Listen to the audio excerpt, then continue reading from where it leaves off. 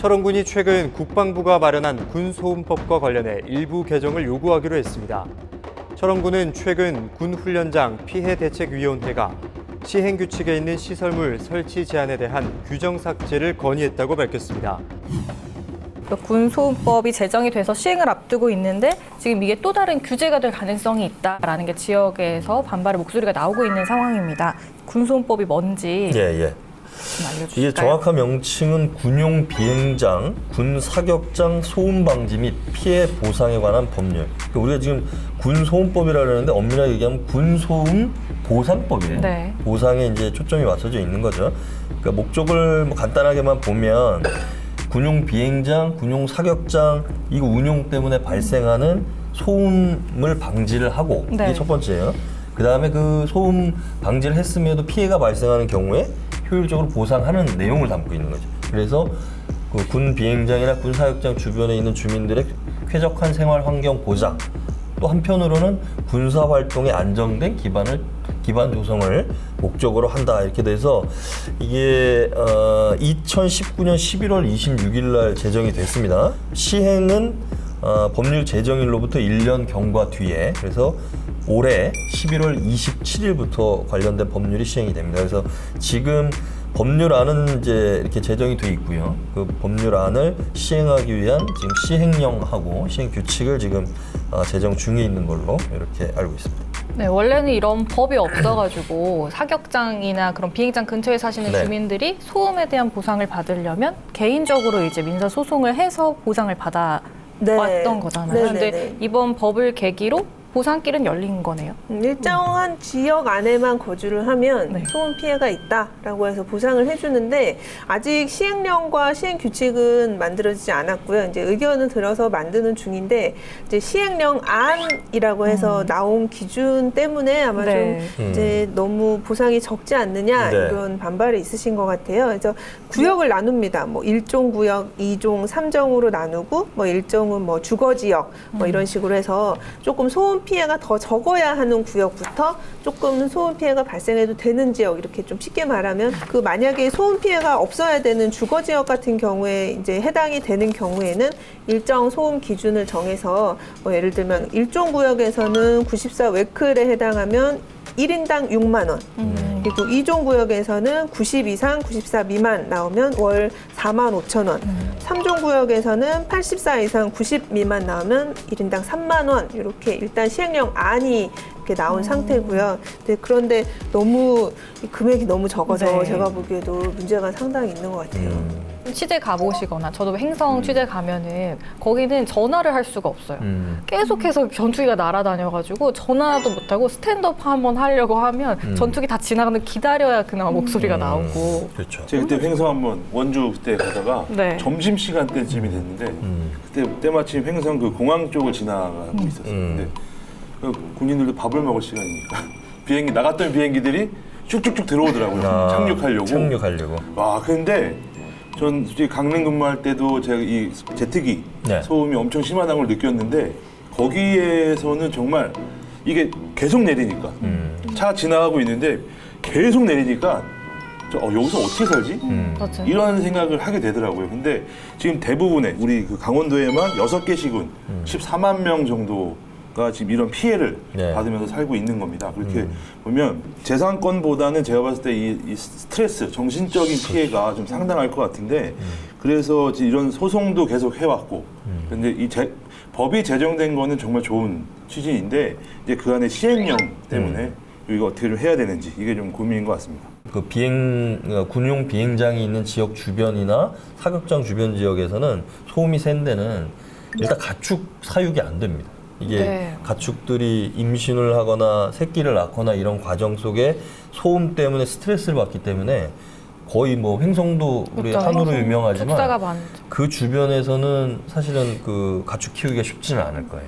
그리고 또 강릉 같은 경우도 마찬가지고 그 다음에 거기에 계신 분들이 만성적으로 이 난청이라든지 이런 청각에 좀 이상을 겪는 분들도 있다 그러더라고요. 그러니까 이런 것들이 아마 과거에는 아예 이런 거를 피해를 배상을 받거나 보상을 받는 개념도 없었을 거고 왜냐면 국가 안보 때문에 비행장이 있는데 그렇죠. 그걸 뭘 해주냐 이랬는데 그 이후에 이제 전문 로펌들이 생겨나서 저희가 이거 돈 소송해갖고 받아들일 테니까 명의만 빌려주세요. 그래서 소송을 해서 보통 한 10% 15% 수임료를 받아가는데 그게 어마어마합니다.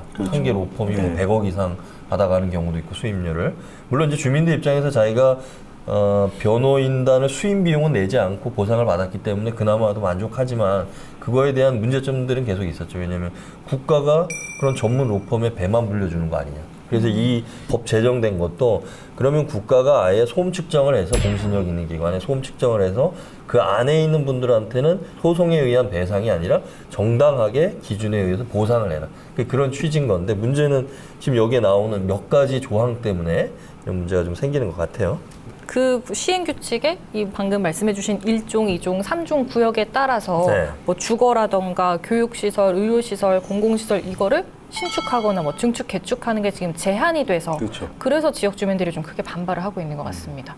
제가 지금 철원 같은 경우는 포사격장이 한 11곳이 됩니다. 제 고향이 철원이기도 한데 네. 어렸을 때 기억에 보면 탱크밖에 기억이 안 나요. 저는. 저희 집이 이 도로 옆에 있는데 정말 어렸을 때인데 아직 그 3살 때, 4살 때 그 기억이 나는 게 탱크가 지나가면 집에 막 다 흔들리고 진동이 네.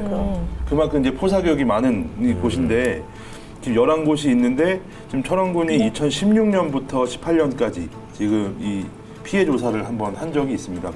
지금 용화동 피탄지의 순간 소음이 103.4dB. 얼마인지는 모르겠지만 그 담터 사격장이라고 있습니다. 여기가 최고로 높았는데 128dB이면 제트기 이 소음 수준이래요. 그러니까 지금 비행장에서 아까 말씀해 주셨던 그만큼의 소음이 빵 쏘면 이제 저도 이제 철원 취재 가면 깜짝 놀래요. 포소리가 계속 나요. 난 처음에 전쟁 난 줄 알았어.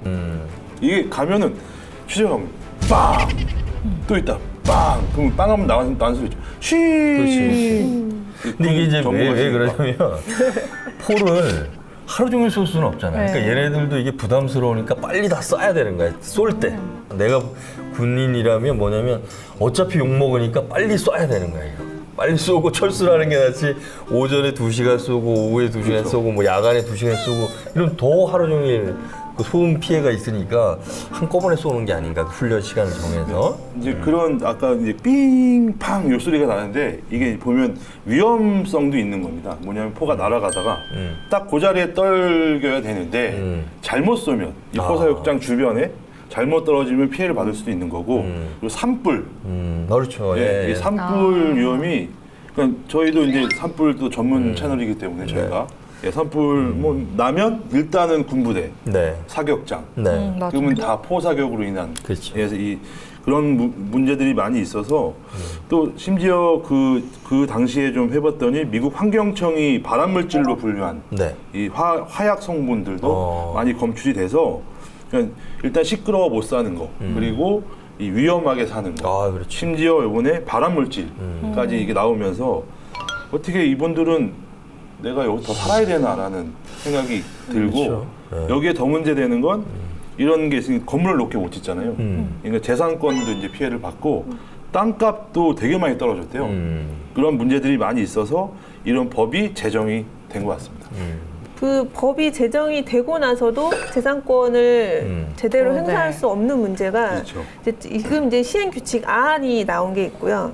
근데 이제 일종 구역에서는 뭐 건축물의 신축, 증축, 개축 전혀 못합니다. 네. 허가 자체를 안 내주는 거고요. 2종 구역에서는 신축은 안 되고 네. 방음 시설을 시공하는 조건으로 증축, 개축은 허가한다. 그리고 3종에서는 방음 시설 시공 조건으로 신축, 증축, 개축을 허가한다. 이제 이렇게 시행 규칙 안에서 시설물 설치 제한 규정을 두다 보니까 아예 뭐 거기서는 뭐 건물 새로 짓지도 못하고 증축도 못하고 개축도 못하는 그런 재산권이 완전 형해화돼 버리는 상황이 네. 발생을 해버리는 거죠. 그런데 이런 것에 이렇게 재산권이 좀 제한을 받는 상황임에도 불구하고 그러면 이제 일부 주민들 같은 경우에 그럼 내 땅을 사가라. 예. 나는 이곳을 떠나야겠다.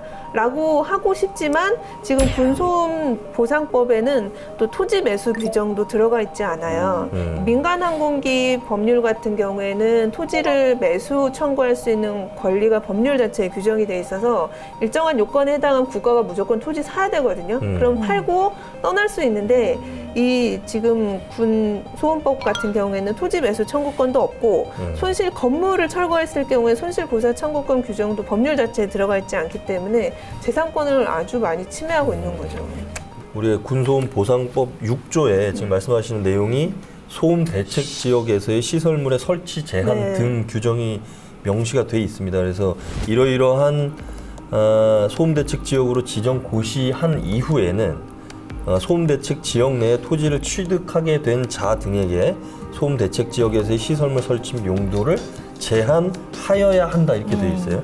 뭐 다만 이제 방음 장치, 방음 시설 설치 등 일정한 조건이면 허용할 수 있다. 이게 뭐냐면 개인의 땅이긴 하지만 거기는 소음 대책 지역으로 지정된 곳이니 거기다 건물 짓지 말아라. 왜? 그 지으면 니네 소음 피해 대상이 되니까. 주민들로서는 그렇다고 그러면 그 땅을 국방부나 국가가 그러면 매입을 해서 아예 군사 시설로 쓰든지 땅을 팔 때 그러면 여기 건물 짓지도 못하는 땅을 어떻게 팔겠어요? 물론 뭐 농사 뭐 이 정도 외에는 쓸 수가 없으니까 그럼 내 사유재산의 어떤 행사하는 데 막대한 제약이 뒤따르는 거죠. 그러니까 이 부분에 대해서는 논란이 일 수밖에 없을 것 같아요. 네, 그래서 맞습니다. 지금 이 군소음법이 이슈가 되면서 이게 또 민간 그 공항 소음법하고 또 비교가 되더라고요. 네, 네, 그러니까 네. 민간 공항 소음법 같은 경우는 이렇게 1종, 2종, 3종 개발 제한이 있어도 일부는 좀 그 개발이 꼭 필요한 경우에는 예외를 해서 개발할 수 있게 허용을 하고 또 여기는 그 민간 공항 주변에 사는 주민들한테 지원 사업을 법적으로 좀 보장을 하고 있대요. 뭐 장학금이라던가 뭐 네, 네. 난방비 지원하는 거. 네. 근데 이 군소음법에는 그런 게 전혀 없는 거죠. 그 여러 가지 허점이 좀 많은 법 같습니다. 주민들 입장에서. 철원 주민들이 네. 이제 그 군소음법 개정을 철원군이 건의하게 된 배경이 예. 이 주민들이 협의체를 만든 게 있는데 예. 거기서 이제 말이 나온 겁니다. 아하. 이게 이렇게 하면은 재산권 행사도 못하고 예. 먼저랑 다른 게 뭐가 있냐 그러면서 그러면 우리 니네 이거 안 받아주면 이제 이 소음 제로 올 때 못 재게 하겠다. 아. 그러니까 보이콧 하겠다라는 건데 네. 그만큼 이 주민들이 솔직히 그동안 50년 넘게 계속 이렇게 피해를 왔는데 네. 6만 원, 4만 원, 3만 원 이게 받으려고 하시겠어요. 그동안에 자기네들이 피해봤던 고통. 고통을 좀 알아달라라는 건데 어떻게 보면 이분들 생각은 얘네가 요걸 빠져나가기 위한 법을 만들었다라고 생각을 하시는 것 같더라고요. 그래서 이런 거를 좀 감안해 달라. 우리도 살 수 있게 해달라라는 이 목소리를 좀 더 강하게 계속 얘기를 하고 있고 또 철원군이 지금 이 국방부에서 이 규정을 만들기 위해서 주민들의 의견을 듣고 있습니다. 예, 그래서 예. 거기에 건의를 하겠다는 건데 법이 바뀌지 않으면 네.